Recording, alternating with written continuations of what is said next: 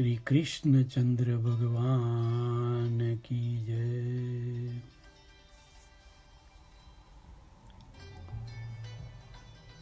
ભગવાન શ્રી કૃષ્ણએ ઉદ્ધવજીને સર્વ માર્ગો ત્યજી દઈને અનન્ય ભાવે સત્સંગ દ્વારા ભક્તિ પ્રાપ્ત કરી તેમના શરણે જવાની વાત કરી ત્યારે ઉદ્ધવજીના મનમાં વળી એક નવો પ્રશ્ન સ્ફુર્યો. તેમણે કહ્યું, હે પ્રભુ, મારે કર્મ કરવા કે આપના શરણાગત બની સર્વ કર્મોનો ત્યાગ કરવો? ભગવાન શ્રી કૃષ્ણે ઉદ્ધવજીના પ્રશ્નોનું સમાધાન કરતા જણાવ્યું, હે ભક્ત, હે ઉદ્ધવ, અંતઃકરણની શુદ્ધિ માટે કર્મ તો કરો જ, પરંતુ ધીરે ધીરે કર્મો કરવાની જડતાનો ત્યાગ કરી મારામાં અનહદ વિશ્વાસ રાખી મારું ભજન કરો. એમ કરતાં કરતાં જ્ઞાન પ્રાપ્ત થશે ત્યારે કંઈ જ કરવાનું બાકી રહેશે નહીં. પરોક્ષ સ્વરૂપે લાગતા પરમેશ્વર વાસ્તવમાં પ્રત્યક્ષ જ છે. તે નાદવાળા પ્રાણ સાથે આધાર વગેરે ચક્રોમાં પ્રવેશ કરે છે ત્યારે આધાર ચક્રમાં સતત અખંડ અને અસ્પષ્ટ એવો નાદ મણિપુર ચક્રમાં આવે છે ત્યારે તે પશ્યંતી વાણીના નામે ઓળખાય છે. આમાં ઉચ્ચારણની પહેલા વર્ણોના સૂક્ષ્મ સ્વરૂપ મનથી દેખાય છે. ત્યારબાદ પરમેશ્વર વિશુદ્ધ ચક્રમાં પ્રવેશે છે ત્યારે તેને મધ્યમા વાણી કહે છે. ત્યાંથી જ તે મુખમાં આવે છે ત્યારે ત્યાં માત્રાઓ, સ્વરો, 63 વર્ણો જુદા જુદા સ્થાનોનો આધાર લઈ આકાર ધારણ કરે છે અને જે સ્પષ્ટ સમજાય છે તેને વૈખરી વાણી કહે છે. વૈખરી વાણીનો અર્થ સ્પષ્ટ વાણી એવો થાય છે. આમ આ 4 પ્રકારની પરાવાણી, બીજી પશ્યંતા વાણી, ત્રીજી મધ્યમા વાણી અને ચોથી વૈખરી વાણી એ જ મારા સ્વરૂપ છે. સૌથી પ્રથમ ઈશ્વરમાંથી વાણી વગેરે ઇન્દ્રિયો દ્વારા જીવને સંસારનું કારણ કેવી રીતે ઉત્પન્ન થાય છે તે ભગવાને સમજાવ્યું. બરાબર આ જ રીતે જેમ વાણીની વૃત્તિ મારું સ્વરૂપ છે તેમ હાથની વૃત્તિ એટલે કે કર્મ કરવું, પગની વૃત્તિ એટલે ચાલવું, ગુદાલિંગની વૃત્તિ એટલે મૂળત્યાગ વગેરે, ધરાણેન્દ્રિય વૃત્તિ એટલે સૂંઘવું, જીભની વૃત્તિ એટલે આસ્વાદ લેવો, નેત્રની વૃત્તિ એટલે અવલોકન કરવું, ત્વચાની વૃત્તિ એટલે સ્પર્શ કરવો, શ્રવણેન્દ્રિયની વૃત્તિ એટલે શ્રવણ કરવું, મનની વૃત્તિ એટલે સંકલ્પ વિકલ્પ કરવા, બુદ્ધિ તથા ચિત્તની વૃત્તિ એટલે નિર્ણય કરવો, અહંકારની વૃત્તિ એટલે અભિમાન કરવું. આ સર્વ વિસ્તાર મારું સ્વરૂપ છે. પ્રથમ ઈશ્વર સૃષ્ટિ આદિમાં અવ્યક્ત એવા એક રૂપે જ હતા. ત્યારબાદ સૃષ્ટિના આરંભમાં કાળને લીધે વાણી વગેરે અને ઇન્દ્રિયો રૂપે વિભાગ પામેલી શક્તિઓવાળા થયા. એટલે કે માયા નામની પોતાની શક્તિના પ્રભાવે અનેક પ્રકારે દેખાય તેવો ભાસ લાગે છે. જેમ અનેક તંતુઓના આડા અને ઊભા તાણાવાણાથી વણાતા એક જ વસ્ત્ર બને છે, પરંતુ તે તાણાવાણા વસ્ત્રથી અલગ નથી હોતા, તેવી જ રીતે આ સમગ્ર જગત ઈશ્વરમાં ઓતપ્રોત છે, તેથી તે ભગવાનથી ભિન્ન નથી. આમ ભગવાન વસ્તુતઃ એક જ છે અને અદ્વિતીય છે. ભગવાન ઉદ્ધવજીને આ અંગે વધુ પ્રકાશ પાડતા કહે છે, હે ઉદ્ધવજી, આ વિશ્વ એક વિશાળ વૃક્ષ છે. તે અનાદિ અને પ્રવૃત્તિના સ્વભાવવાળું નિત્ય છે. તેને પુણ્ય અને પાપ નામના 2 બીજ છે. અગણિત વાસનાઓ તેના મૂળ છે. ભગવાનની માયારૂપી વૃક્ષના 3 થડ સત્યગુણ, રજોગુણ અને તમોગુણ છે. 5 જ્ઞાનેન્દ્રિયો, 5 કર્મેન્દ્રિયો અને 1 મન એમ 11 તેની શાખાઓ છે.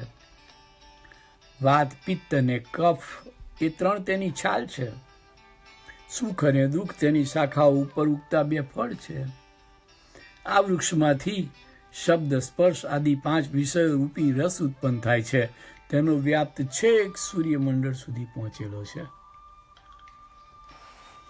આ વૃક્ષ ઉપર જીવ અને ઈશ્વર રૂપી 2 પક્ષીઓનો માળો છે. હે મને અતિ પ્રિય ઉદ્ધવ, ગીધ જેવા ભોગી લોકો આ વૃક્ષના દુઃખરૂપી ફળને ભોગવે છે અને વિવેકી પરમહંસો સુખરૂપી ફળને ખાય છે. આ પ્રમાણે ભગવાનની જ માયાથી અનેક રૂપે ભાસતા પરમાત્માને તે એક જ છે તેવું જે જાણે છે તે જ્ઞાનીજનો છે. ઉપસંહાર સ્વરૂપે ભગવાન ઉદ્ધવજીને કહે છે કે પરબ્રહ્મ પરમેશ્વર તેમની માયાના બળે પ્રપંચ સ્વરૂપે સર્વત્ર પ્રતીત થાય છે અને તેનાથી જ અમુક કર્મો કરવા કે અમુક કર્મો ન કરવા તેવા વિધિ વિધાનોમાં પ્રવેશ થાય છે. પરંતુ કર્મો પણ આંતરિક શુદ્ધિ માટે હોય છે. તે માટે અંતઃકરણ શુદ્ધ થતાં અપ્રમાદી થઈ ગુરુની ઉપાસના કરી ભક્તિથી તીક્ષ્ણ કરેલ જ્ઞાનરૂપી કુહાડાથી ત્રિગુણાત્મક લિંગ શરીરને છેદીને આત્માને પ્રાપ્ત કરવો. કર્મ કરવું અને ધીરે ધીરે તેને ત્યજી દેવું, પછી તેથી આગળ વધી ભગવાનમાં ચિત્ત પડવું. આવી શ્રી કૃષ્ણની આજ્ઞાથી ઉદ્ધવજીના મનમાં વળી પાછો નવો પ્રશ્ન જાગૃત થયો. તેમણે પ્રશ્ન કર્યો, હે કૃષ્ણ, હે પરમ ગુરુ, જ્યાં તમો ગુણ આડે આવે ત્યાં વિદ્યા એટલે કે જ્ઞાન નામના સાધનની પ્રાપ્તિ કેવી રીતે થાય? અત્યંત વિવેકી એવા ઉદ્ધવજીના મનોપ્રદેશમાંથી સ્ફૂર્તા એક પ્રશ્નનો જવાબ પરમેશ્વર શ્રી કૃષ્ણ પરમ પ્રસન્ન થઈને આપે છે. ભગવાન શ્રી કૃષ્ણે કહ્યું, હે ઉદ્ધવજી, સત્વ, રજસ અને તમસ આ ત્રણેય ગુણ પ્રકૃતિના ગુણો છે, એટલે કે માયાના ગુણો છે. આત્માના ગુણો જ નથી. માટે ધીમે ધીમે સત્વગુણને વધારતા સત્વગુણ જ્યારે સમૃદ્ધ થાય ત્યારે તેના બળે જ રજોગુણ અને તમોગુણનો નાશ કરવો. એટલું જ નહીં, પરંતુ સર્વમાંથી મનને મુક્ત કરવાની સાત્વિક વૃત્તિની સહાયથી સત્વગુણનો પણ વિકાસ કરવો. જ્યારે સત્વગુણ અત્યંત વિકાસની સ્થિતિ પામે ત્યારે ભક્તિ પ્રગટ થાય છે અને આમ થવાથી ધીરે ધીરે જ્ઞાનોદય થાય છે. હવે પ્રશ્ન એ થાય કે સત્વગુણની વૃદ્ધિ કેવી રીતે કરવી? તેની વૃદ્ધિ કરવા માટેના 10 સાધનો છે. તે આ પ્રમાણે છે. 1. નિવૃત્તિ દર્શક શાસ્ત્ર, એટલે એવું શાસ્ત્ર કે જે આપણને નિવૃત્તિ તરફ પ્રેરે. તીર્થજળ, નિવૃત્તિ પરાયણ લોકોનો સંગ, શુદ્ધ અને એકાંત સ્થળ કે પ્રદેશ, ધ્યાન વગેરે કરવા માટે ઉત્તમ કાળ જે બ્રહ્મ મુહૂર્ત ગણાય છે, નિત્ય કર્મોનું સેવન અને કામ્ય કર્મોથી અંતર, સાત્વિક અને નિર્ગુણ દીક્ષા લેવી, તામસ અને તાંત્રિક દીક્ષા ના જ લેવી, વિષ્ણુ ભગવાનનું જ ધ્યાન કરવું, ઓમકાર જેવા સાત્વિક મંત્રોનું સેવન કરવું, મનને પવિત્ર કરે તેવા સંસ્કાર ગ્રહણ કરવા. હે ઉદ્ધવ, આ દેહ સત્વ, રજસ અને તમસ ત્રણેય ગુણોના ખળભળાટથી જ બનેલો છે. ત્યારે એમ થાય કે જ્ઞાન કે વિદ્યાના પ્રાપ્ત થવાથી આ ત્રિગુણોનો નાશ કેવી રીતે થાય? તો એ ઉદ્ધવજી સમજી લો કે જેવી રીતે વાંસ વનમાં ઉગેલા વાંસળાઓ પરસ્પર અથડાવાથી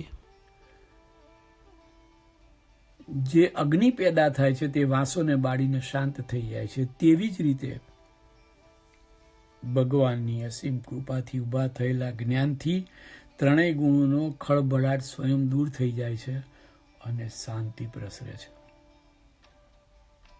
વળી પાછો ઉદ્ધવજીના મનમાં એક નવો પ્રશ્ન પેદા થાય છે. તે કહે, હે કૃષ્ણ, મનુષ્ય જો મળવાનો જ છે તેવું જાણતો હોવા છતાં પણ અને વિષયો જ બધા દુઃખોનું મૂળ છે તેવું જાણતો હોવા છતાં પણ તે કૂતરા, બકરા અને ગધેડાઓની જેમ વિષયોને કેમ ભોગવે છે?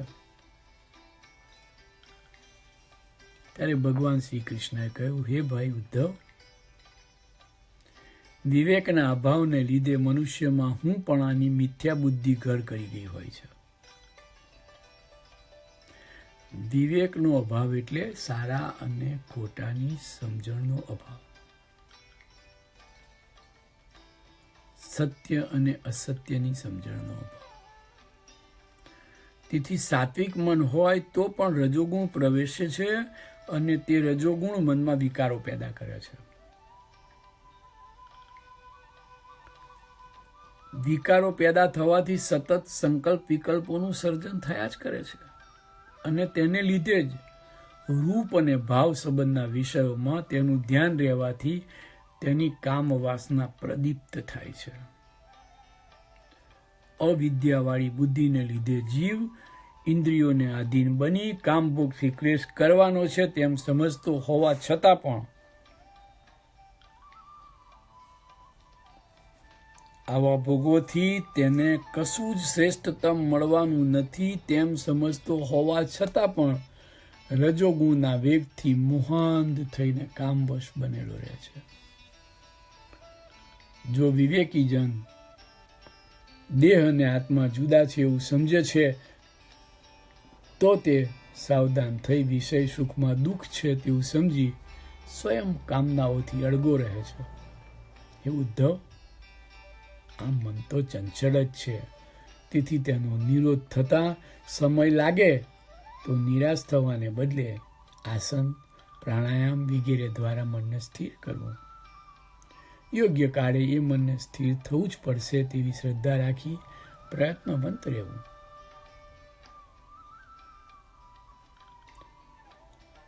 ધીરજ તો રાખવી જ પડશે. મારા શિષ્ય ચારેય સંકાદી મુનિઓએ પોતાના મનને વિષયોમાંથી પાછું લાવી મારામાં જ પરોવીને સ્થિર કરવું, તેને જ યોગ કહ્યો છે. કૃષ્ણં વંદે જગદ્ગુરુ,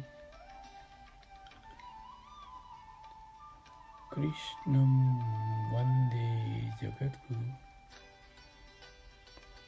કૃષ્ણં વંદે જગદ્ગુરુ.